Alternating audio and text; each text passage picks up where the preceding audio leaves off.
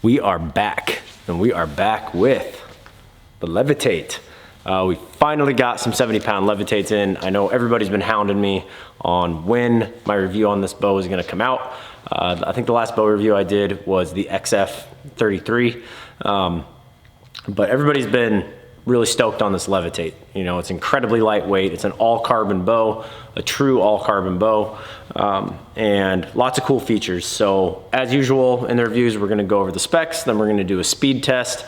I'm actually not gonna be shooting the bow because I'm a dummy and I got a hairline fracture in my hand slipping on the boat goose hunting a couple weeks ago. So per doctor's orders, I'm not supposed to put too much pressure on this hand, and I think 70 pounds right here is gonna be no bueno. But my coworker Jordan's gonna shoot it through the Chronograph, and I'm excited to see the speeds this thing puts out. So let's get into the specs. This bow is 32¼ inches axle to axle, so it's not real short, not real long. It's very comfortable, you know, no matter what your draw length is, that string angle is pretty much ideal. It comes in at 3.6 pounds, so pretty much an entire pound lighter than like the Hoyt carbon bows. It IBOs at 348. So, you know, 350 is about as fast a bow as you're gonna find on the market, at least as fast of one that you're gonna wanna shoot and shoot accurately. So definitely at that upper end of the speed range. It comes with two different cam options. So this is the E2 cam. This cam will go 27.5 to 31.5. And then they have the S2 cam, which will go 25 to 29 inches. Basically, you know, let's say you're a 27.5 inch draw. You will get more speed out of the S2 cam because you're closer to the top end of the draw length as opposed to the very bottom end of the draw length on the E2 cam. However, it will draw a little bit stiffer. You know, this is the same cam system that's on the XF33, which I reviewed a couple weeks ago, and it definitely has a pretty stiff draw. You know, there's a short brace height bow. I think the brace height is 5, brace height's 6, so it's not that short. It's pretty much right on par. I thought it was 5.5 for some reason. But that speed doesn't come for free. So, you know, it definitely stacks a little bit. It's got a pretty good hump right in the back, but once you get used to it, it's really not that bad. It's like anything, you know, it might feel different than what you're shooting right now. Once you get used to that draw cycle, it's not horrible. It's nothing like the old X-Forces that they used to have. The peak weights, you can get it in a 60, 70, or 80. 80 would be, you gotta be a man to pull the 80 in this bow. It's definitely gonna make you work for it. But the speeds would be pretty terrifying. And it's just a good looking bow. They got a few different color options. This is the just the all gray, or I think they call it like cement or something. And they got like black, tan, SITKA, so lots of different options for you guys. And this is, you know, John Dudley's kind of baby this year. This is the bow he's really pushing. So let's see, we got, oh yeah, the let off. So just like their Evolve cam system last year, with this little peg here, I can change the let off between 80 and 90%. For today's video, I have it at 85%. I get questions all the time on, you know, if I shoot it at 80, how much extra speed am I gonna get? In my experience, you know, testing these between 80 and 90%, it's only about a 4 foot a second difference. So it's more of a feel thing with how much holding weight you wanna have than it is, you know, a speed thing. Like if you're looking to increase your speed, you're gonna wanna go with a little bit lighter arrow, not really mess with the let off that much. I like shooting them at 85, you know, anything 70 and above, I usually shoot at 85%. That puts my holding weight kind of pretty much where I like it. And yeah, it's a good looking bow. Like I said, at 3.6 pounds, it's almost a full pound lighter. Like it's kind of spooky how light this is. But that allows you to kind of load up your stabilizers a little bit, which is gonna help quiet the bow down, make it a little more dead in the hand, and aim a little better, and still be lighter than, you know, every other bow on the market, almost bare bow. So definitely gonna be really popular. So the cam system, a couple new things this year. They went to the wider, their new limb pocket system. It's a little bit wider. PSE has a great limb pocket. There's zero slop there. If you need to work on the bow, it's really easy to get the limbs in and out of the pocket once you relax them. These little hex screws here, just loosen those on either side and the limbs just slide right out. The cam system in terms of tuning, so they still have the yoke like they did last year. So, you know, if you're just a touch right or left, like You can put twists in or out, usually in to the yoke in the direction of the tear. So if I'm ripping tail right, let's say I'm ripping tail right a 3/8 of an inch, I'd put one turn in the right top yoke and one turn in the bottom right yoke, and that will help bring that in. Now, if you're ripping like 2 inches, you gotta shim the cams.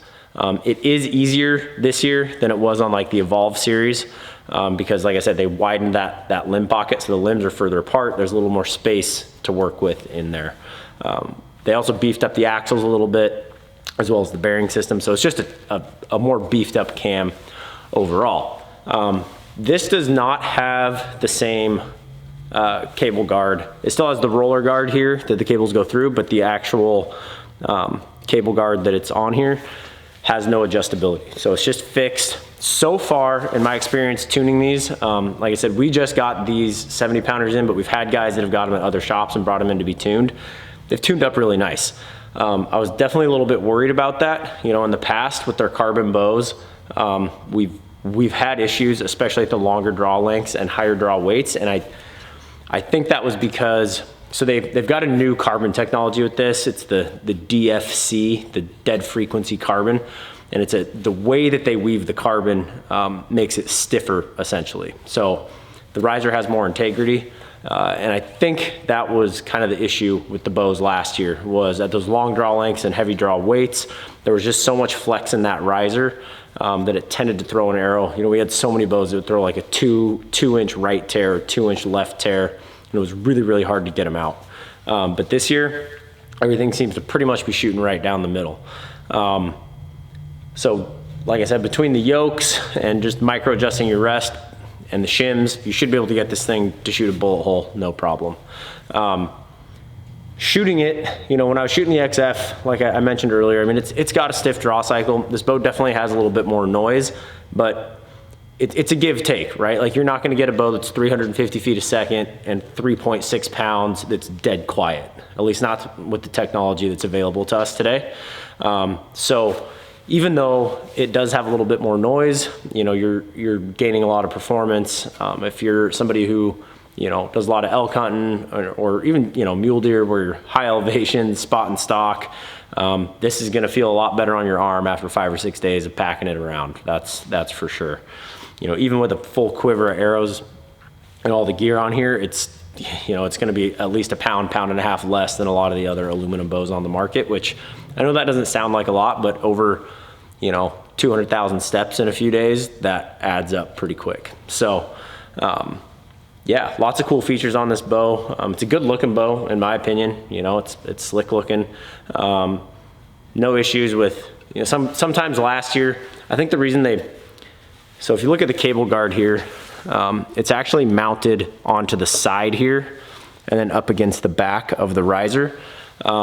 Last year, it actually was mounted through the carbon, and we actually had a couple of the risers crack on us right there. Like, guys were shooting and they wouldn't hear it or anything, but they'd look and there'd be a little crack coming up from where the cable guard went into the riser. So they changed that up, which is one thing I will say I really like PSE as a company, is they listen to the feedback from the pro shops.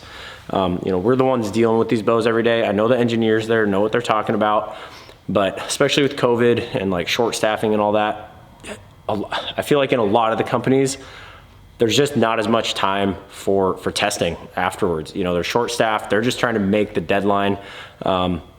And so they really rely on the pro shops to kind of give them feedback and tell them what we think they could do better. And PSE does a really good job of listening to that. The coating on this is nice too. It's kind of rough.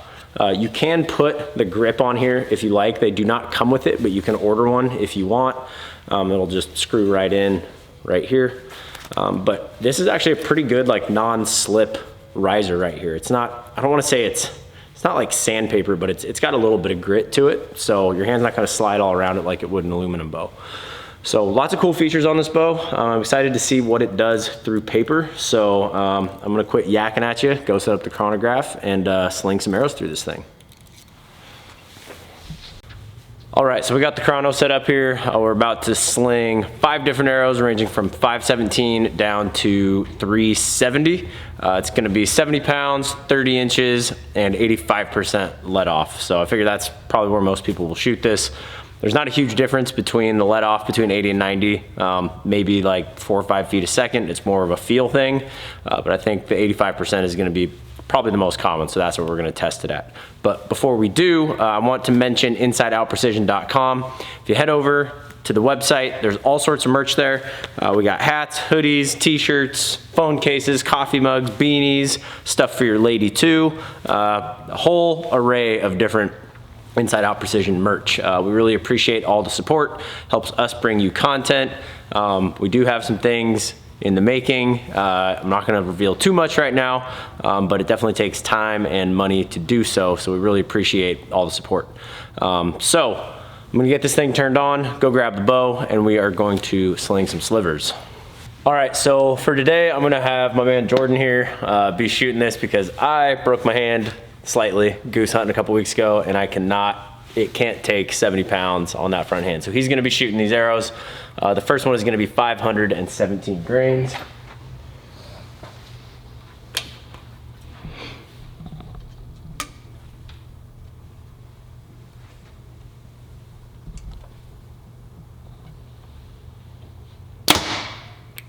$279. Next arrow is 485. Pretty common weight.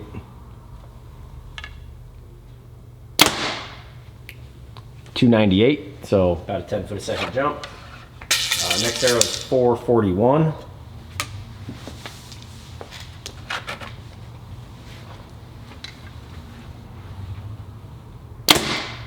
$307, so that's cooking. This one is 407.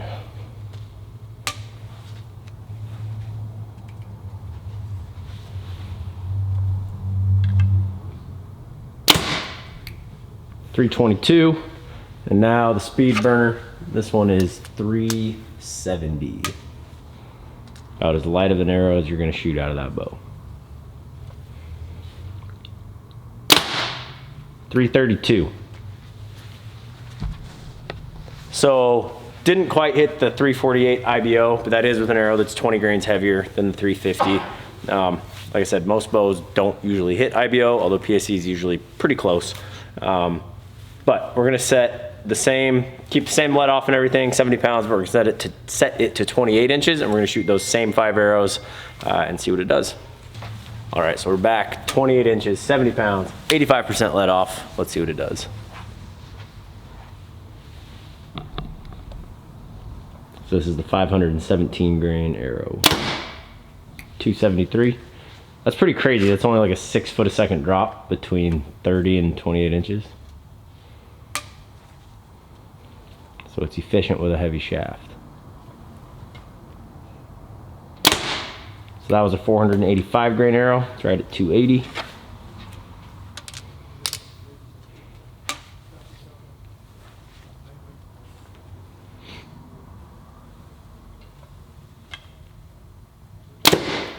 That was a 440 at 296.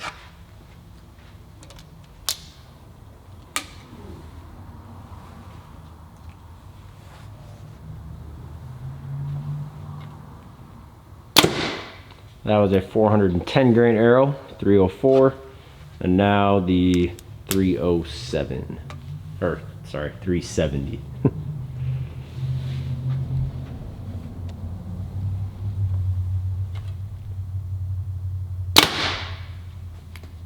$318, pretty much right what I expected. So definitely really good speeds. You would expect that out of a bow that has, you know, kind of a more aggressive cam, short brace height, all that. But definitely a sweet shooting bow. I mean, if you have a shorter draw length like that, those are pretty impressive speeds for 28 inches. So definitely a popular bow this year. It took us forever to get the 70 pounder in. That's why I know you've all been asking for the Levitate video. As soon as we got them in, I set this up. So definitely get down to your PSE dealer, give one a shot. I know it's probably hard to tell on camera, but it's got a little bit of noise to it, but you kind of expect that out of a bow that weighs like 3.4 pounds or whatever this thing weighs. It weighs like nothing. And I think with, you know, a quiver and maybe a little heavier stabilizer on there and stuff, it might tone that down a little bit. But you know, I'm impressed. The couple that we've set up for guys have tuned up really well. So tunes well, shoots fast. Once you get used to that draw cycle, like any bow, once you get used to it, you don't really notice it. But definitely a burner. So thanks for watching today, guys. As always, remember, precision is a decision. Keep them in the middle, and I'll see you on the range.